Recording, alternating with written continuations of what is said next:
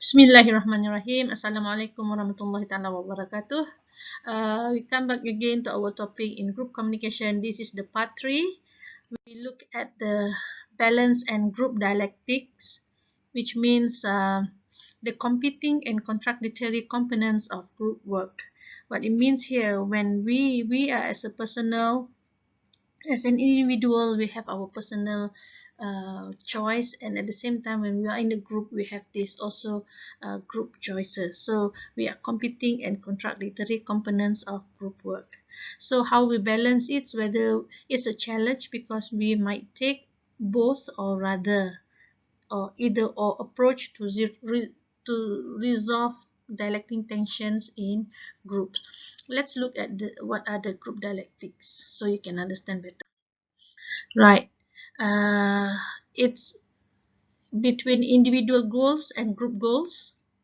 That means sometimes we have our personal goals which are compatible with group goals. Remember the definition of group communication? It's about achieving shared goals. So in a group, we have our own goals, but at the same time, we are trying to work out the group goals. Conflict and cohesion.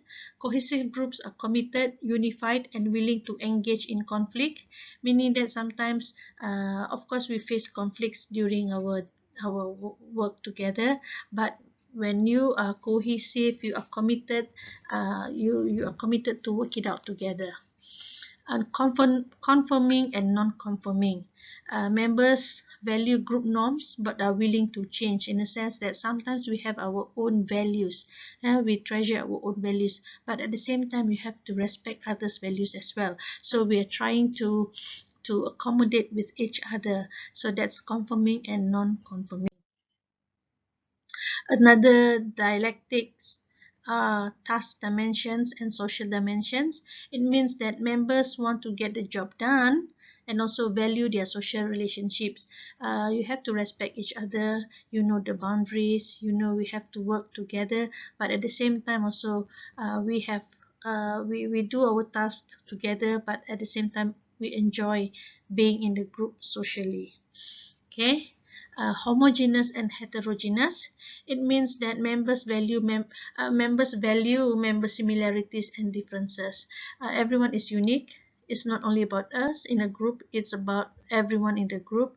We respect each other, we work together, we accommodate each other. We know others have values also, and their values might be similar to us, might be different, but we know when we want to appreciate each other. And leadership and followership. Effective leaders requires loyal and competent followers. It's not easy to be a leader in a group, and it's not easy to be a follower in a group. Everyone plays his or her own role as leaders and also as followers. When you have strong leaders, you are motivated to work hard, and when you have supportive followers as a leader, you are motivated to lead your group to achieve the shared goals. And structure and spontaneity, which means that members recognize the need for structured procedures and the value of creative thinking.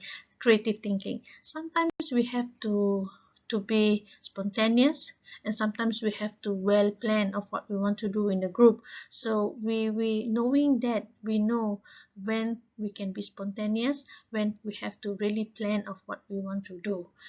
Point is, everyone respects each other. Engage and disengage. Members expend energy and work hard, but also need rest and renewal. It means that in a group, you know everyone has commitment. Maybe they have another commitments, so we respect that. We know there are times they can engage in the discussion, they can engage in working together with us, but they also need time for their families, for instance, for themselves, so that we know, yeah, to engage and disengage. And last but not least is the open system and the closed system, which means that members welcome inputs and interchange, but also protect the group and its work. What this means that in a group, sometimes you allow to get inputs from other from others. You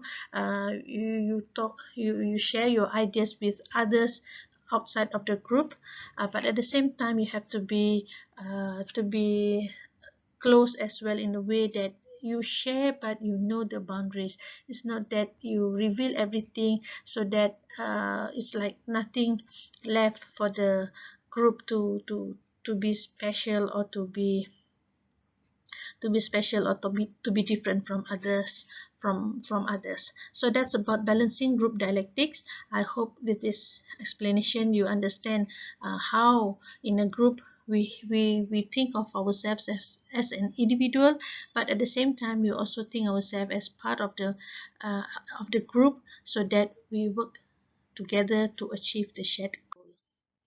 In summary, group communication requires interaction. Each group member is affected and influenced by action of other members. Group members work together to achieve a common goal, and understanding the purposes, roles, and advantages of working in group may lead to successful group.